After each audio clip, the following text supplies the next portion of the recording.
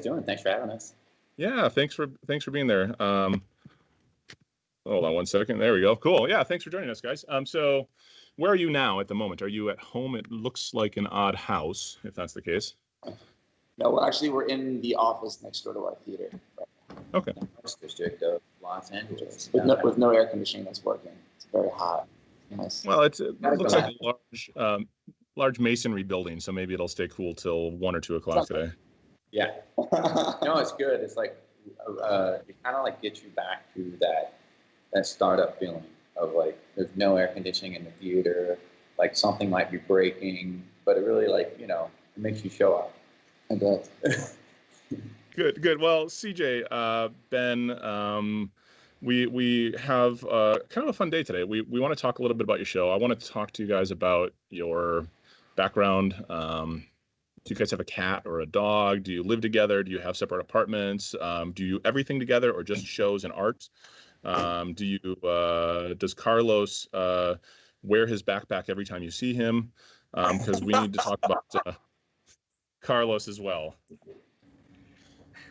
In our minds, yes.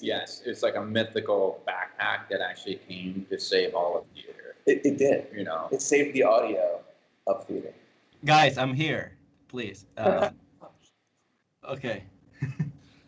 So, CJ, you want to tell us a little bit about your background, music, life? Where are you from originally? Sure, yeah. I'm from Long Island, New York, as you can tell by my horrible accent. Awesome. Some water. So I'm drinking some water right now. We're going to have a little bit of pizza sauce later. It'll be good. But so, yeah, I mean, I started getting into music around like 10, 11 years old, kind of moved into DJing a little bit. Was in a band back in high school, and then that kind of led me into songwriting and production. And moved out to Los Angeles, actually exactly a decade ago at 20, and just full-time started producing. Got a publishing deal, did all that stuff, and then in 2013, I met this legend right here, and we started making some really weird music way too weird to be pitching to different artists in the pop sphere. And that bird with Woolf and the Wondershow and Cages. Yeah. I'm not from New York, but everybody thinks I am. I'm actually from Kansas originally. I moved to Boston to go to college. There I was studying composition, I don't know, since I was a little kid. I'm a total nerd, but I was also secretly listening to pop music the whole time. And met a band. Met a couple of guys I was in a band with in Boston. Traveled the world, lived in New York, which it still resonates with me. Moved to Los Angeles about 10 years ago. Doing writing, producing, composing, and then the rest. Met this guy, started making a lot of weird stuff together. One day I asked each other if we would like to be in a band again, and I thought about that, and it sent terror through my body, and I said, maybe a brand, and then we started making a story, and then the rest is, us in a weird warehouse with no air conditioning and building a theater around the world we created. So you're saying you guys met in 2013. Is that when the idea for this experience started, or did that happen a couple years later? Was there some fits and tantrums along the way of other things? It started, yeah. I mean, it's crazy. We met.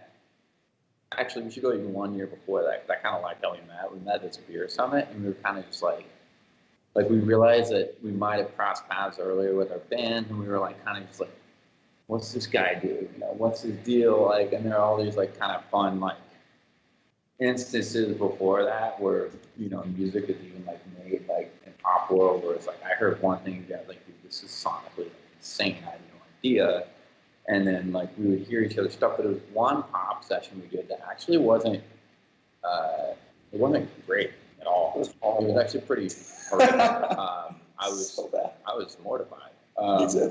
No offense. It's not every session would go well, but the most important thing I think that happened was CJ and I. We were actually on time. The artist was incredibly late, and punctuality in music is always but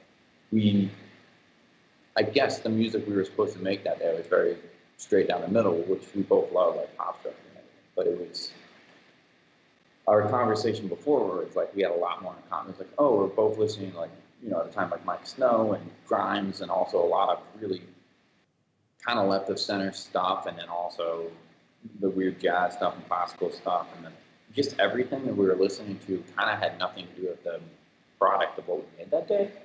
So I think that's when we started asking ourselves like weird questions all the time, which I think that's part of this theory. It's just almost like if you made it scientific method, it started with like hypothesis and then doing a lot of research and trying to work our way backwards and questions. So it kind of started with, well, what if our songs, you know, where can we take these songs can we dress them differently? You know, can we keep pop structure but dress them really, really weird and incorporate some of this, the classical influence and weird, like, vintage synths that we love? And then we took that and we're like, well, can we make these songs a larger part of the story? And then we were like, well, if we did a story, can it be a concept? And can it be dressed like a fashion show? And then can we do, you know, film like sets on a stage? And it's just like constantly backing into stuff that we like collectively, right? Yeah, that's exactly how the process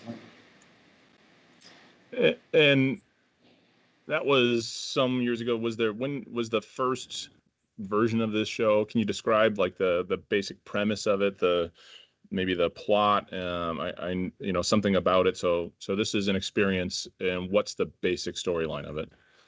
Well, we'll start actually back in 2016. Yeah, so we wrote a song called Cages, and the lyric was "These are ribs or cages," and it was, you know, the imagery of a heart being locked in a cage. And we made this pop-up show back in, I guess it was March or April 2016. Yeah, in another warehouse. April 7, 2016. Right, man. At Honeypot. It's like art party. We had no time. We just that morning make an entire thing come to life. We only had enough budget to rent the warehouse for one day. So we had to get everything in there, pulled every favor possible, and we put up this kind of more performance art 20-minute presentation. But it had all the seeds of what we dreamed of doing, which we inevitably ended up doing here with Cages. And we took the concept from that song and built a world around it, where it's set in this kind of post-apocalyptic dystopian society where the government that rises, called the Judgment, deem emotions to be the cause of all of the wars, all of the decimation in the world, and they outlaw all emotions and lock everyone's hearts in cages. So it's very fantasy. And that from there, we just had fun and started building this whole world inside a warehouse. So you step in and you leave Los Angeles and you're in Anadonia. And you say you step into this. So Carlos, you and I have been lucky enough to go to this show multiple times, this experience. And I want to describe for everyone at home, around the world, obviously, you literally come in from the door outside and you start to step into it. And I remember the first time I walked in that front door, and it was, I don't want to say off-putting, but it was like intimidating for sure. Like, you know, there's a guest or a host to greet us who she was very intimidating about like the emotion of the time, and you walk into the lobby, I guess, right? You know, and it's a very interesting, like, set the mood, set the experience. Did you envision that in 2016, 2017, that's what this would be, or did that evolve? It's funny. I mean, even before 2016, back up, I think one thing that we always wanted to do is, like, even when we were like, we're going to have a listening party, it was a concept. And so all the way down to like our invitations have to be a concept. And that was something we kind of shook hands on. So even down to, we just asked ourselves what kind of night we would want to have and then work backwards, which meant breaking a lot of rules. But that meant even in our pop-up, like, yeah, we would like to have a bar and we'd like the drinks to be on brand. And then for this show, yeah, I'd like to be transported to another world to work backwards. What does that mean for ticketing? What does it mean when you enter the world? What information are you getting? What information are you supposed to ask questions about? You know, what kind of discovery is there? How much can you learn about the story until you enter that actual theater? And it's a kind of a fine line between, we want to make sure guests could feel like they could just kind of chill in a corner and talk to their friends and have a great night. Or if you wanted to go deep into the world of Anadonia, you could like really learn. And so it's like, I think a lot of experiences have, it's like, it can get very haunted house, and those are awesome, but for our world, we wanted to, like, we're kind of just using ourselves as a consumer, or I might just want to go hang and sit on something, talk to a friend. So it's always, yeah, it was always it was a vision to have everything be on brand, leading to a story. And then, yeah, the things that were disruptive were, okay, liquor licenses, city permitting. This is how it affects your set design, which affects your story. So there's all that stuff. And there's always, you know, some severe problem solving. And we went into it, honestly, so naive that if we knew the obstacles we were going to have to face up front, there's no way we would have tried to pull it off. No logical person would do that. No. I mean, I remember we got our first round of investment and we rented the space. And the next day, Ben and I were down there power washing it, thinking that we were going to be erecting walls the following day. And we had this guy come in and, you know, we start building the walls. Like, yes, this is moving fast. We're going to be open in 3 months, 4 months. And then we learned about permits. Wait, So what? is that the first song of your next show? I mean, that sounds like just the way you drop that line. Redoing entire plumbing so you can actually have a bar, because not every bar is a pop-up bar. Liquor license is taking 3 years, not 3 weeks. You know, all that fun stuff. But again, you know, that's kind of as much as you could almost look at those mistakes. That was every single step of the way, honestly, up to everything that included technology, right? To us seeing what we wanted taste-wise, sometimes getting very frustrated, and then trying to figure out what we had to do to work around it, which kind of leads up to what we're going to talk about today, I think. Yeah, absolutely. You know, I kind of want to set the mood for everyone. So you described this dystopian future. I explained to you. I mean, I walked into that entrance, that lobby, and there was an actress to greet me wearing a steel cage on the outside of her costume, if I recall, and it's darkly lit, and all of a sudden we're all packed into this tiny little room, and it's almost, you know, it sets in an intimidation or emotion, but visually this whole show is built around this visual concept, and there's an amazing audio concept. So like today, if you're watching live or you're watching this later, if you have a set of headphones, you'll actually be able to hear some of what we're talking about in what we call binaural, which is the ability to listen to this as if you were in the space, because it's pretty impressive. But I think if it's cool with you guys, I'd like to play the trailer, and we can just kind of get an idea of the visual story. So Jordan, who's in the control room, if you want to run the trailer for us, that'd be great.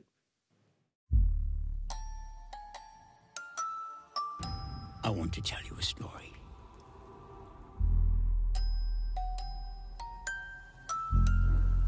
Welcome to Anadonia. All that's left. Emotions are forbidden, and everyone's hearts are locked away in cages.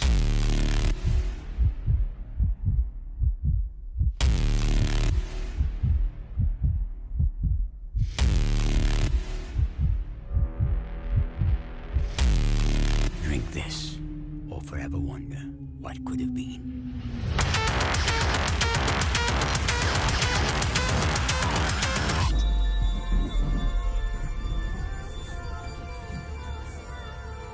Not for the faint of heart.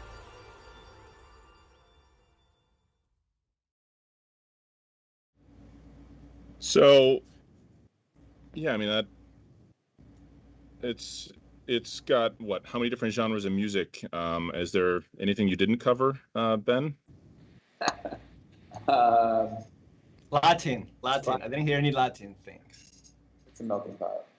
Yeah, no, you're right. Actually, there was one that did have. There was one song that got cut that had like a really nice bossa that like Oh, yeah?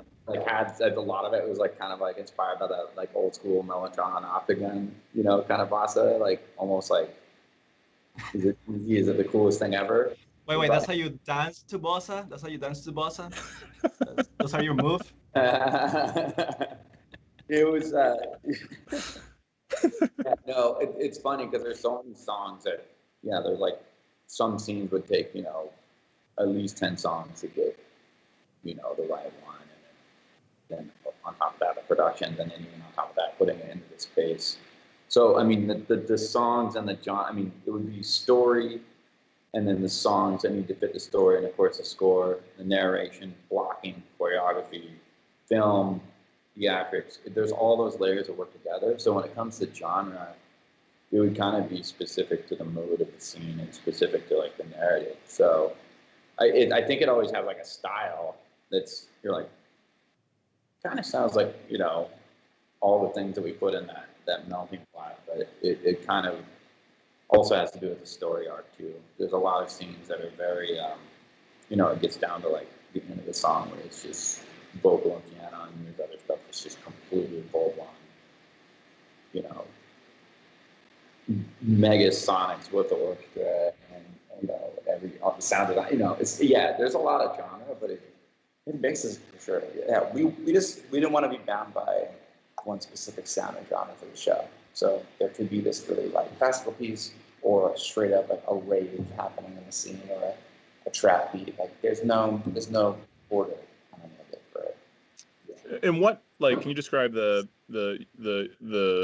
technology to tell the story? Because there's a lot of shows we go to in life where the technology is the story, and I think that this is one where the technology is telling the story. It's almost like the second or third or fourth or fifth person on stage with you, CJ. It's like, it's a really interesting use of it because, all right, Carlos, I don't know if you agree with this, but like, I go to a lot of shows and I know technology and I sit there and I'm really enjoying the show. It's a great experience. The music is nice, but I'm really going, oh, that's really neat how they did that movement thing. And I'm more tuned into that and I'm less a patron, right? And this show, that only took like 3 minutes and my brain flipped out of like be a geek mode and enjoy theater mode, right? And so can you tell me a little bit about that, the technology you guys used and maybe that thought process that got you there? Glad you said that, because one thing that we were after was, there's actually two answers to it. One is just on the theater side. I'm glad you actually said I enjoy theater, because we're trying to make something that if you do love theater, you can like it. But a lot of our friends, myself included, I like theater, but we saw music theater as something that could be entirely facelifted, hence what we were talking about before, the sonics. So that's one thing, but we always told ourselves it's not going to be just for the sake of breaking rules or even just for the sake of incorporating sonics. It's for feeling and for storytelling. So when we did those songs, it was like, we could make this way more likable, hopefully, if we dress it the right way. And then as far as technology goes, it's the same kind of concept where we would never do anything with technology just to be like, oh, wow. Only because we've seen that. I've seen shows where it's literally on the whole time, and it's fascinating, it's awesome, but there's no story. And so, just like to me, it's the same thing as how pop music works. Like people are like, oh, I could do that, but until you actually design pop music, you realize it's a minimalist art where it's all less is more, and if you can sing something. 1 month later, 1 year later, 10 years later, 100 years later, and I have a whole theory on why, great themes are the same. There's a similarity between Mozart and, Britney Spears on whatever it is. There's a reason for that, and it's just these things shift and technology shifts. So I think it's just like, history repeats itself. So if technology led, I don't think there'd be an emotional response, but because story leads, I think, and songs lead, I think that it's very specific to make sure there's an emotional component and what's connecting with the audience. I mean, again, the music we like, even the Apple computer we're on right now, there are deliberate decisions to kind of lead with design and simplicity, and not every single thing made the cut, right? Not everything was just like, oh wow, it's very user friendly. So I think it's the same concept for what we're trying to do in a theatrical experience. And Carlos, you showed up in 2017. Is that when you walked in with your backpack? Is that about right? Jesus, what's the thing with the backpack? I don't get it. I have a backpack. There's no right. It's like the Legend of Zelda, and I don't even know that. I know. I can't explain it, man. You walked in, and the silhouette that we saw from the stage was just like this ominous figure with this golden backpack, you know. And then you just blew our minds with the sound. And let me give you a little beforehand. And no offense, and this is again where like we asked for one thing, and then we were wildly, unfortunately, disappointed. So we went crazy in the studio, making sure everything was sonically like we're gonna, you know, theater still sounds like theater. That's why it's amazing, it's awesome, but we're gonna do this. So we spend all this time making sure everything is like completely up to par with any of the records we would make, right? And we're like, this theater is gonna slap. It's gonna hit. People aren't gonna know what happened. They're gonna feel it in their chest. So we asked for that specifically with the sound system, and then we go in one day, and we hear. And by the way, I love Kenny G. But we hear Kenny G being tested. I don't hear any subs. I don't hear any frequencies below 100 maybe, and everything's quiet. And I was like, what's going on? Can we try one of our songs? And then it was like everything just went wrong, and then it went more wrong. Then everything is rattled. Then we realized the configuration is all canceling everything out because it was an experimentation. I was like, how did this happen? And so Carlos, when he saw us, we were extremely frustrated. We had also just got through our frustration with the visual. We just started tapping into where we wanted what we were actually envisioning. So we were excited about that, but we were just like mortified. So Carlos comes in, it's a dusty, we're covered in dust, okay? Like it looks like, you know, I look like the scientist from Area 51 and Independence Day. Like CJ's covered in complete, and it's, you know, 100 degrees, no air conditioning, we're in shambles, and kind of like just devastated because we want this, you know, we work so hard on these songs. And then, yeah, Carlos, so when CJ is talking about the backpack to us, it was like an oracle. We were like, what's in the back? Like, it was like Indiana Jones, you know, when he like replaces it with the... It's like tools and essential items, Yeah, I was like, this is crystals, maybe, I don't know. I don't know what was in there, but like, whatever you did. Okay. So, well, for those at basically, home... okay, I had my backpack. Yeah, I saw the installation. It was like distributed subs everywhere for some reason. Of course, it was stereo, almost mono, and I knew what they wanted. They talked to me about it, and it was like, yeah, this is not gonna work. I didn't ask why you had this because it's not decent to do that. I did it after with some drinks, but yeah, they were very clear with what they wanted. So for me, it was easier because they knew what they wanted. So I just designed the proper room for that, and that's it. That's how I got it, basically. So the show itself has many immersive elements. Carlos, the sound system is one of them. And what did you end up with as the need to create the art in that space from a sound system perspective? Because I'm going to tease a little bit about this. You'll have to go to the show to see it because I can't really describe it. But there are actors on stage and there are not actors on stage, and you can't tell which is which. I think that's a fair way to put it. Like with some interesting technology that you guys created effectively as well, correct? Yeah, we teamed up with some friends of ours that have been working together with us since 2015. And yeah, we just kind of got this patent in order and got it together. Now we're just still at the surface level of it, learning what it can actually do, what are the capabilities.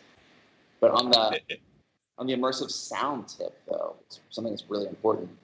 More than just the songs and having, you know, the violins come from, or the theremin coming from the ceiling and a cello from the right side, we wanted to create atmospheres that are just sonic beds for the scenes. So if you're out in the middle of the street and one of the scenes is the sound of rain hitting gravel behind you, you know, or you're in the middle of the clock tower and you're hearing gears coming from above you into your right side behind you.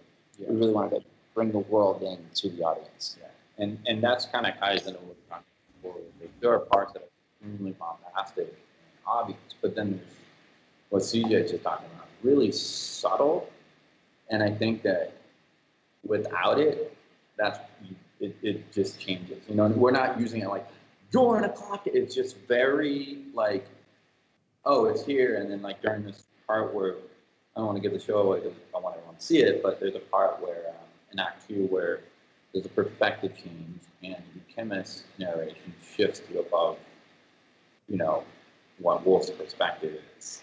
I'll say that. And then just to touch on the orchestra, and this is just a compliment to Carlos too, on top of all the sonic prowess and expertise, I think an early memory for me, just because I love the orchestra so much, and we were kind of talking about that earlier, just violin and why, and Carlos started talking about like, you know, you're like, oh, so the crescendo, I'm like, interesting, like usually it's not, you know, this technical of a term, you understood orchestral terms, and I was like, so tell me about that. And then you got into your orchestral background, and we kind of nerded out over that. And then I remember one day we had to start changing the scene. So when you change the scene in that means everything. It means lighting, it means what's happening with projection, it means everything visually, it means everything with the audio, and everything that's a hybrid changes, every single part of it. So when we finally had to make changes, at that point, when we were doing the earlier version, we had everything kind of bounced into one specific thing and how we were going to trigger it live while I'm doing it from the station. And so at that point, the orchestra was just in one stereo setting. And I was like, okay, a lot of work. But it's true, right? And then Carlos, again, after we changed everything, as far as how the show works in a linear sense, he goes, could you give me every mic from the Prague Orchestra, all 50 that we did? As we recorded that. Separately, because I'd like to put the orchestra in the room in the vantage point of the conductor, which is, you know, magic to my ears, but also a nightmare of a process because I had to go back and line up every single piece of the orchestra correct, you know, in its correct position to the new show with a new form. And it felt like a really, like a magnified, hyper, I don't even know what to say, Patrick on steroids trying to get the process, but it was worth it. And like that, we appreciate, I think Carlos and his attention to detail is like where we wanted to go in every aspect, but also in the taste sense, just to go back to the technology, like instead of just everything on all the time, understanding dynamics, understanding art, understanding subtlety. And so it was, you know, miraculous. Thanks, Carlos. So you said something interesting there, and I'm going to key on it, and maybe we can take a listen to something to drive that conversation a bit. But you talked about building an atmosphere, a soundscape, a space, and it actually reminded me a lot of cinema, right? You know, when you film a movie, you have the dialogue track, which is what a theater show has. You have the score, which is what a theater show has. And you have sound effects, which is what a theater show has, but you also added atmosphere, which is what a theater show almost never does, right? Like you almost never have just the little sounds of the city you're in, and just so subtly there. That's a real rarity to have that whole background soundscape. And the way you guys built atmosphere in the show, so that it wasn't just the show on the stage in front of me, right? It wasn't just that space in front of me. It felt like the whole room was this environment, and building that soundscape around that atmosphere, that space, was really cool. And the way you overlay music and then the acting and visual on top of that. Was that an initial thought for you, Ben and CJ, or was that something that came over time? That was an absolute initial thought. Especially, I mean, I know this caters as a musical, but even other things that we plan to do, we look at it like a live movie, essentially, instead of a play. So it should have all those things. And with the music sounding like the music that we listen to, why can't the theater stage feel and sound like blockbuster movies that we go to? So that kind of tied in. And Carlos, how many end up? So we have a sound system in this room. We have a big visual. I don't want to get too technical. What's the sexy part of the sound system? Is it 300 speakers in the room? What did you end up with to make this work for their music? So the room is a 19.1 system, so it's 11 horizontal 0.1 and 5 overheads. Right now, I have the session here, but it's the binaural session. I don't know if you can see it right now. Yeah. So this kind of it looks like the original one. We have a bunch of channels. I'm actually gonna play like Sarah, please, that's fine. Let's start with the beginning of the show. I want to tell you a story. Let me take you back in time. Welcome to Anadonia. All that's left. Emotions are forbidden, and everyone's hearts are locked away in cages.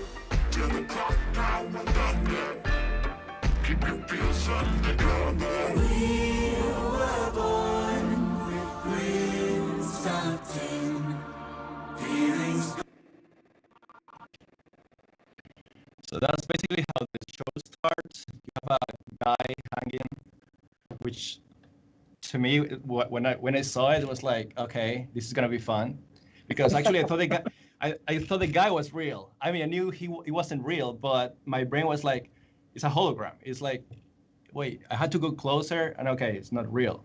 So, you got me.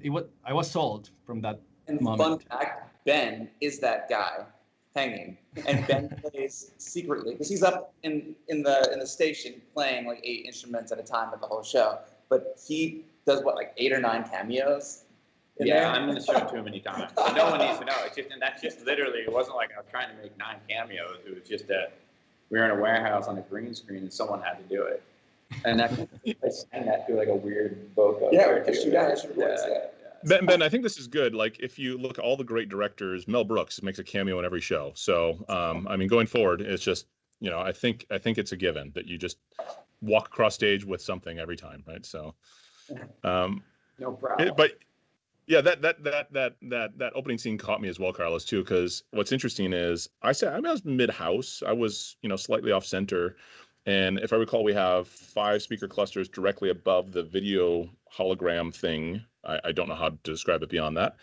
And Noose guy is swinging, and we hear it swinging, and it is dead on, right? I mean, I don't know how long that took to finesse, but like, there's I'm gonna say something about like the connection of the visual and the audio, but there's a couple of characters that I wasn't sure whether they were real or not, right? Like, between the fusion of those elements of seeing and hearing and smelling, I guess every other sense that was going on, it's just like, is that character real or is that character not real? Like, I know that right now they're not, but I'm like, there were other times that I wasn't sure. And the way CJ, you interact with the characters sells it. How you lean on virtual walls, I don't know how you pull that off. That's I'm just hoping that I remember all the blocking after we get out of this pandemic. That shit took like 2 years to remember.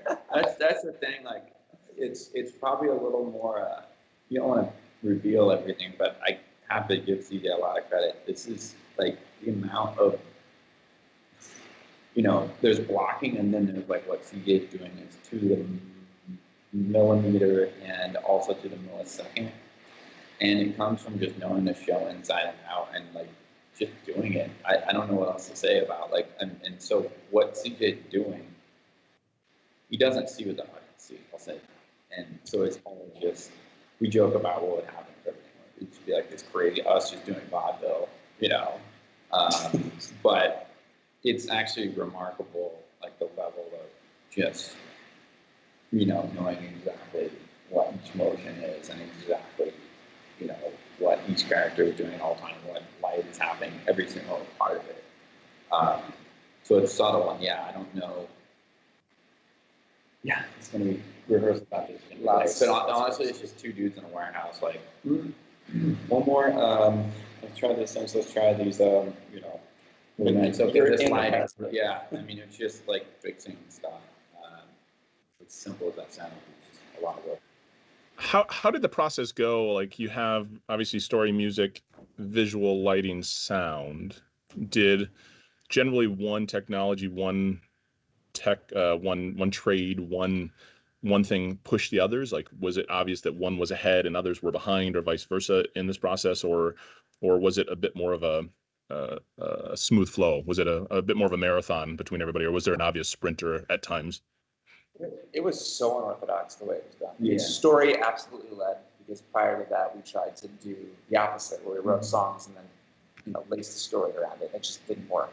So the story did lead, and then, you know, the music obviously from Ben and I, that led, because that's our medium.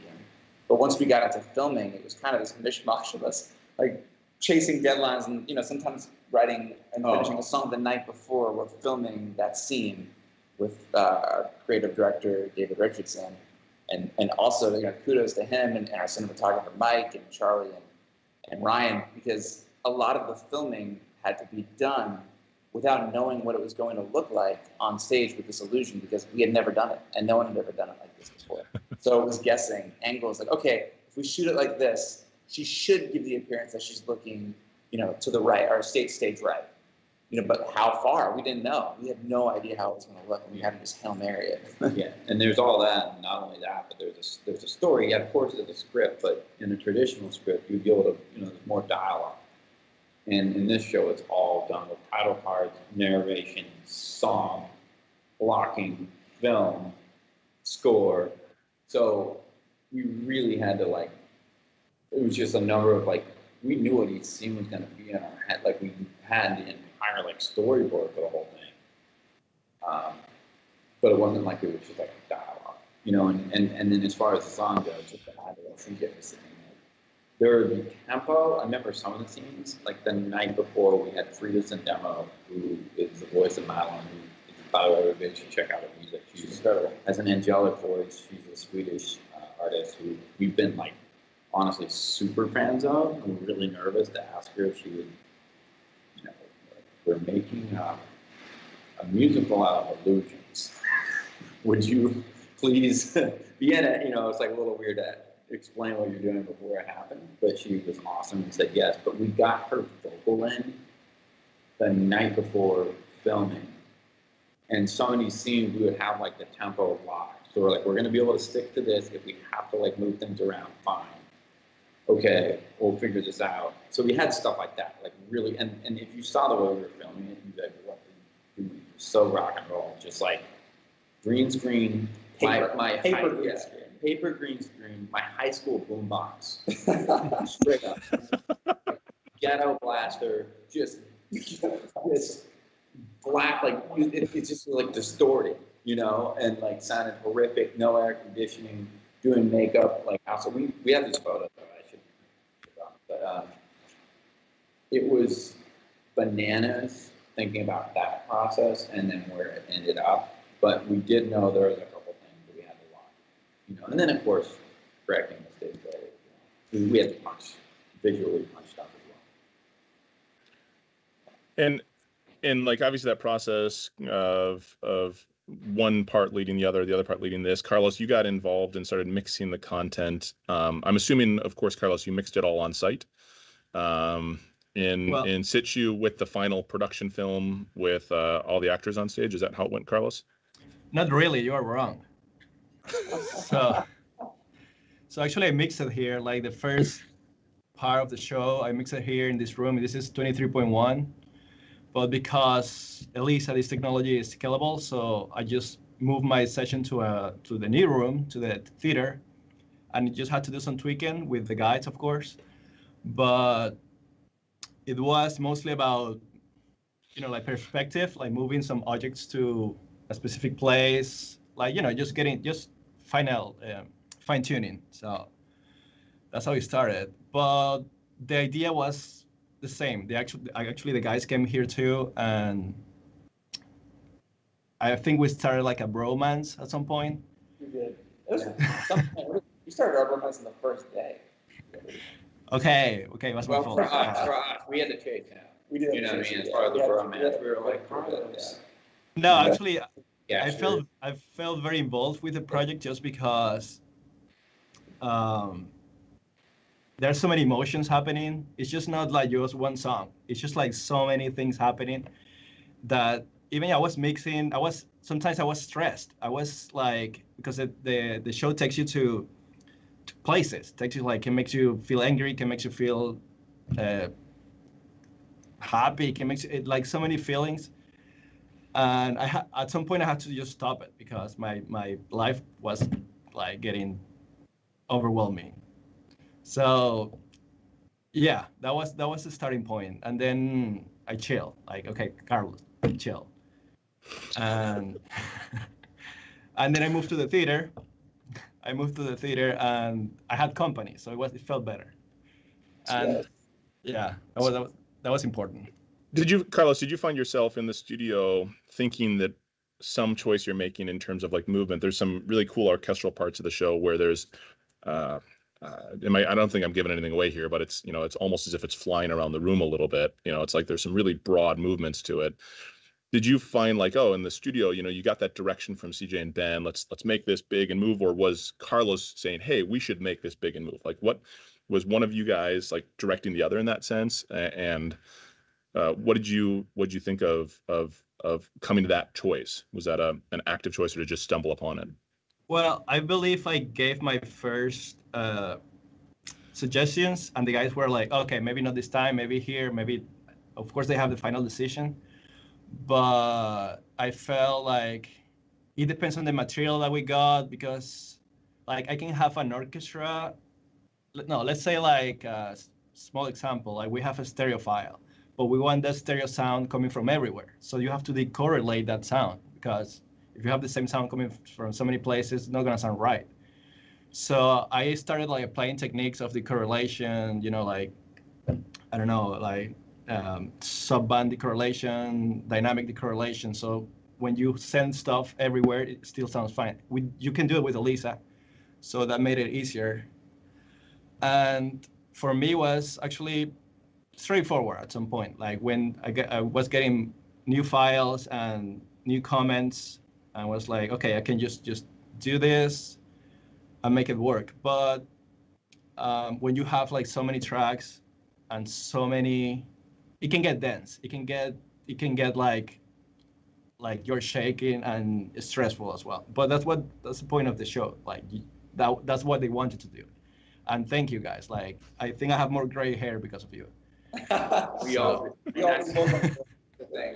Everybody that was involved, everyone that watched this project either ran for their life or aged 50 years. Also, like some of us look like Gandalf. Yes. Also, I just want to add to that too. Like what Carlos came into, and his credit is, it's a warehouse that was an Amazon storage for a film at one point. It's not supposed to sound good. It was built in the 1920s, so the fact that everything is finessed and has taste, and like just thinking about all those decisions we made, and again, Carlos wasn't just like, let's do it all and be ADD all the time, because it just would have been a mess.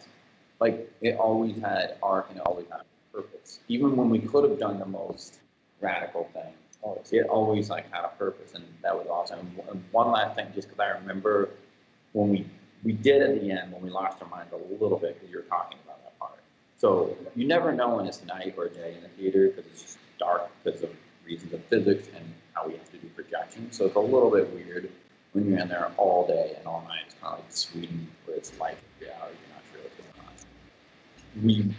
One night, it was definitely night. It was definitely around midnight, and it's just us, in a dark warehouse, kind of creepy, in an art district. And this is when we really were like ramping up, like we were making the dynamic decisions towards the end of it. And I just remember us just maniacally laughing. I don't know. And then finally, Carlos pulls out the decibel meter. He's like, we need to consider health. Consumers. And I was like, you're not wrong. You're not wrong. So now he's measuring, like, is this dangerous? I'm like, yes. Yes, it is. But we were like laughing because we were there too long, There was a moment where we are a few decibels beneath a jet engine. This cannot stay this volume. Yeah, that was the end of Act 1. I remember it. But while it was going, we were just like, it's like crazy. It was like a weird movie. Yeah. These guys are evil, by the way. You don't know them. These guys are evil. I want to play I want to play another excerpt. You guys listen to it. It's called Color of Love. Lived a life in black and white, a pencil sketch, but I was blind until I saw the light, the color of love.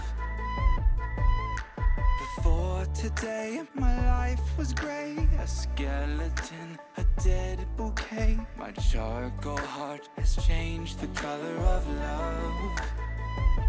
The color of love. The color of love.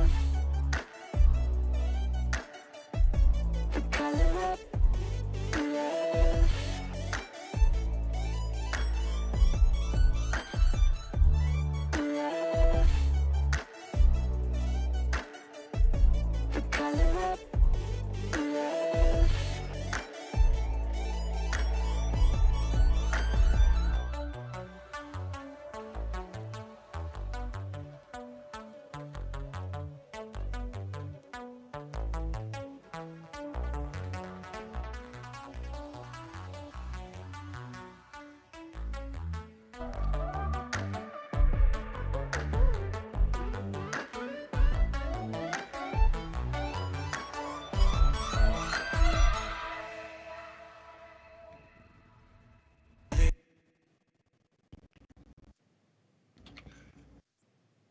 That's really cool there. Like, Carlos, the music written obviously has a lot of space in it by you guys, and yet there's these really dynamic little movements that you guys ended up moving quite dramatically. And in the space, it almost like it builds and builds and builds. So it's not this instantaneous gratification, if you will, of motion that takes you away from what's going on. I remember in the space that was quite nice, and I felt like subtle enough yet abrasive enough to be obvious, right? Like you guys found the balance between, oh, something's happening, but not like I always used to remember theater. There's always this, like, if you want to trigger someone to know that something's happening, you turn it up 20 dB. You just really put it in their face broadly. But you guys did a really nice job of finding that balance of how to incorporate that. When you wrote the music, did you envision that movement, CJ, Ben, or was that not necessarily something at that time? To be honest, I mean, we were unaware of the capabilities of what L-ISA could do. And we wrote this music before we met Carlos. So we wanted to create space, of course, but then he kind of just opened our eyes to this whole new world. Yeah, I mean, it was just amazing. Because, yeah, like in a stereo sense, we always are trying to be, kind of like what we were talking about earlier, pop songs and always being selfless to the story and song. So that includes production, that includes composition, that includes. But then when it came into the performance, it goes the same way, where it's like like CJ said, it was like just like widen everything and just, to me, allowed for more dynamics and also more space. And I remember Carlos, there was a couple of times where, especially, and anyone that's played a live show knows how this goes. Even with like the band concept, you play a guitar, and sometimes you think it's all just like loud, but on stage, sometimes it's more subtle. Like you play the guitar a lot softer, and you get more dynamics when you get to like, there's a lot of control in it. So it's the same thing kind of applied to our space where, okay, this is throwing up a lot of sound. We need to leave room for narration. We need to leave room for CJ's vocal, leave room for what I'm doing on the synth here, and the whirly here, and the piano here. All that stuff was like a very fine line. But we knew that, like, again, story had to come through. So knowing where the lyrics were, knowing where the narration was, and everything else was lesser. And if something got in the way, we'd pull it. We should be selfish about it and say, okay. job. That's cool. Ben, did you find, like, after learning about like the technology from the audio immersion standpoint or the visual, CJ and Ben, did you change a bit of the score? Did you change a bit of like the elements? Did you refilm after you saw it? Did you rescore after you heard it at all? Yeah. Or This is a fun question, and I'll tell you why. Well, just as far as, yeah, there's so many changes. Again, would start with stories. So we had to do a lot of cut downs. So again, it would just be stories that I usually meant visual. And then a lot of times even a song would be cut in a certain way because of like the length of the whole. When you see the whole thing in its entirety, that's when you are able to start making changes. Because even on the screens that we were working on, or even like hearing it, or a script, it doesn't make as much sense because of all the multiple mediums together until it's all. So we had to then start making cuts on the song, but also as far as the score, yeah, there are multiple changes, and then it kind of gets more fun because I'm probably gonna just completely a maniac. I will often just start rescoring. There's certain scenes where I will just be like, you know, it feels like this tonight, and I will rescore the entire thing on the fly because I know where. I don't know. I know the shot. On that set, I have to tell one really crazy story. Oh, so one night, a really big night. This is ridiculous. We had Disney coming that night, so we were really stressing out. It's early on. It's early. It's probably 5:30, and we get a call from our production manager, and she says that we've been robbed. Oh yeah, and I walked up to the back, and I'm like about to turn everything on. I'm like, the computers are gone. Okay. So we first thought it was a joke, and then realized, okay, it's not. We have to figure this out. And the session's massive. You can't just drag it in and drop it in, especially for the visuals and the audio together. So we, about an hour before the show, then made the decision. He's like, okay, well, I don't have any of my 1,000 main stage patches that automate on the fly, or any of my synth sounds. 2 years of programming, and like sampling exactly the vintage synths and blending them with exactly the way it's split in Bellatron. And I remember being in a Amadeus wig with a computer right here, just looking at everybody like, we can't cancel tonight, right? No, we can't. So we wanted to. We really did. And then there's a video of it somewhere. And Ben's like, oh, well, this is what I'm gonna do. I'm gonna rescore it like this. I have my Nord working, my upright piano working, and my Wurlitzer working. And I'm gonna just reimagine the entire show on the spot and replay. And the sub fatty. And the sub fatty, which helped. But he did. And you know what? No one did. Wow. It was like a video game. It was, even for me, because you're playing different parts. Yeah. Like, oh, what am I supposed to what is this part? Yeah, so it was terrifying and awesome all at the same time, and like a nightmare, but kind of like flying, or jumping out of a plane when your parachute opens. So it was ridiculous.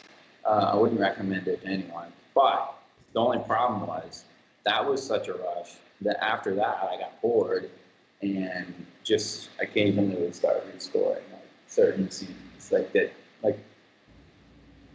and then CJ, did you have too much accent? What's going on out there? I'm like, no, I didn't mess it up. I appreciated those parts. Though. Yeah, there's some wild. I mean, there are some just banana stories that no one ever will know. I mean, it's always crazy to be honest. Like just guests doing crazy things. I can't even talk about it. It's always wild. The show.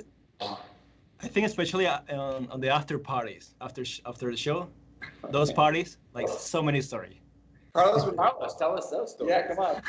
There's nothing. Sometimes we'll be tired. No, we don't have time right now. So Scott, let's go back to Scott. So I think we got one last piece of music, Carlos, you prepped. You want to tell us a little bit about it? Maybe we can talk about it after we heard it. Do you want to just give us a little heads up on this? Well, this is strange. Probably one of my favorite part of the show, just because it's strange. Oh, sorry. No, it's actually I mean, the guys can talk about it better than me, but probably one of the most beautiful songs that I've heard in my life, just because you can relate to that in some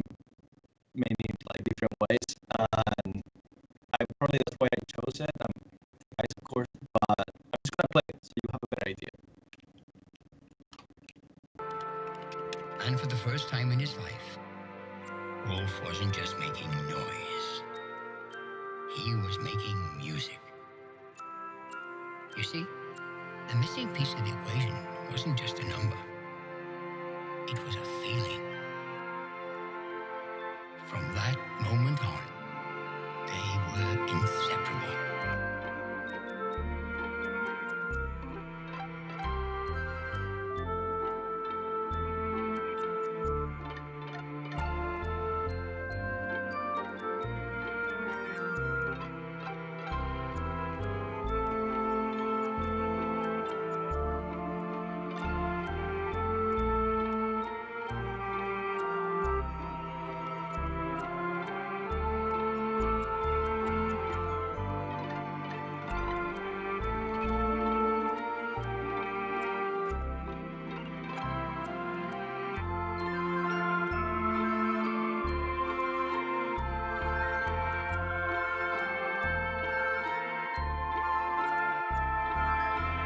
Winters passed and time discreetly snuck away.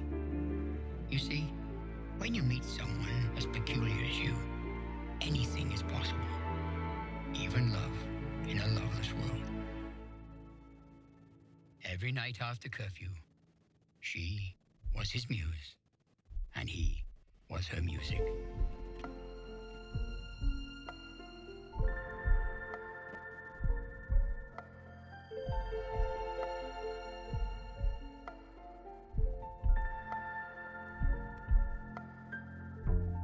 Hands are soft, bodies warm, draped in hope. You look like home, uncommon so familiar though. Can't walk away, forbidden face. I know you know.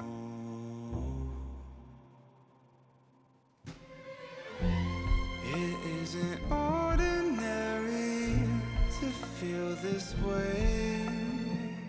So are we sick, or are we sane? This isn't ordinary, it's risky to stay. I've been alone enough, you've been alone enough. It took the two of us to feel this strange.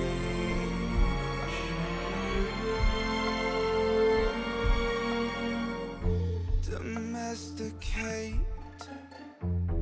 a heart like mine, an animal locked up inside the passion in the perfect sin. It's no mistake, forbidden fate beneath our skin.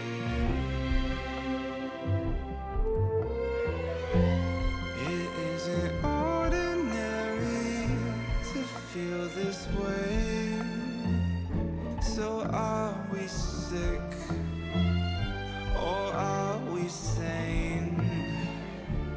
This isn't ordinary, it's risky to stay. I've been alone enough, you've been alone enough. It took the two of us to feel this strange.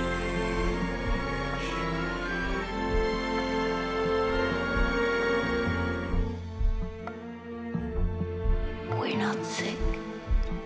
The world is. They don't know how it feels. Love is the cure. If only we could share it. To share the secret is to share a news. I'd rather die in love than live in the shadows. We could make the world feel.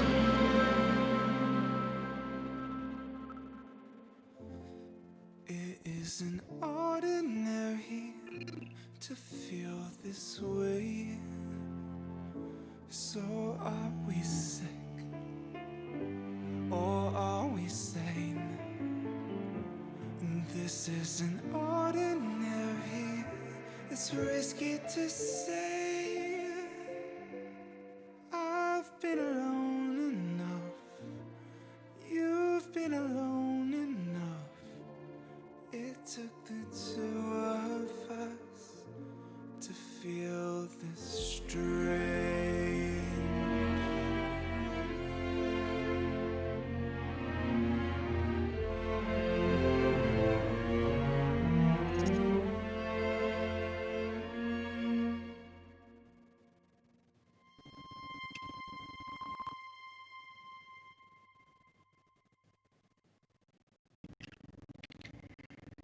I think you can conquer the world with those lyrics and those chord progressions for sure. Totally. No, it does, truly. I mean, I don't know what to say. I can't wait for you guys to get back to holding shows again. It's a pretty special space, a pretty special place, and some great music and story. So what's the scoop? I mean, you guys working on social distance shows at this point, or transitioning, or what's going on? We're trying to see. I mean, it's really up to the city at this point. We have every single version that possibly do ready, and even other pieces ready. But it's kind of up to the government, and it's up to regulations and keeping everyone safe. So I think everything's in a slingshot, and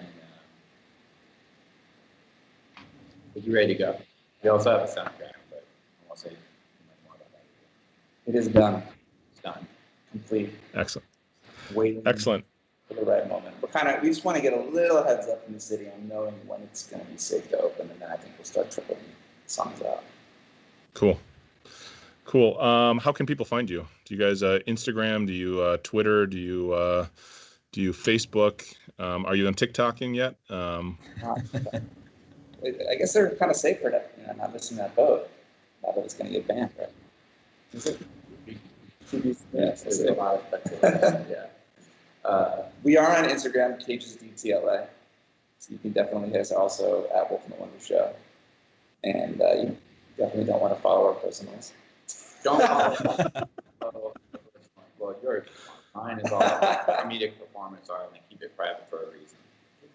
But yeah, no, and also just cagesgtla.com if you guys want to just see if this is your first time seeing see the trailers there, see Instagram, you see some of the visual, kind of get a feel for the show.